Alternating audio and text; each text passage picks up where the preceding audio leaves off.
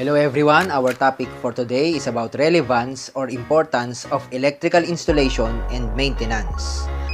Ano nga ba ang kahalagahan ng course na ito? And let's define the different terminologies we have in our lesson. Electrical.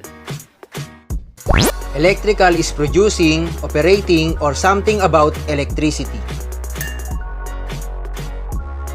Ang salitang electrical ay tumutukoy sa mga bagay na may kaugnayan sa paggamit ng kuryente. Installation. A process of fixing or setting electrical things in a proper way and accurate places.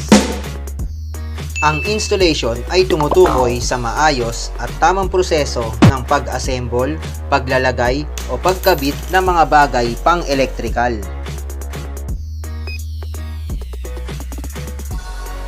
Maintenance.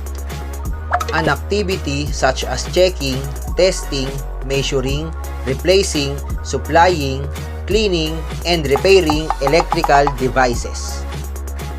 Ang daming napagod ako dun . Anyway, ang maintenance ay nagpapakita ng tamang pangangalaga sa mga kagamitang pang-electrical, katulad ng mga nasa larawan.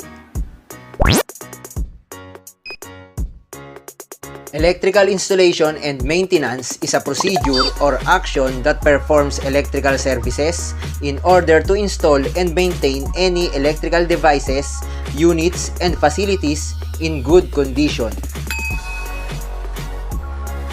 Sa kabuuan, ang electrical installation and maintenance ay isang aktibidad na nagbibigay ng serbisyong pang-electrical upang matugunan ang pangangailangan tungo sa maayos at ligtas na paggamit ng kuryente. And that's all for our simple discussion. Ako po si Angelo P. Corbi. Marami pong salamat sa inyong panonood. God bless everyone.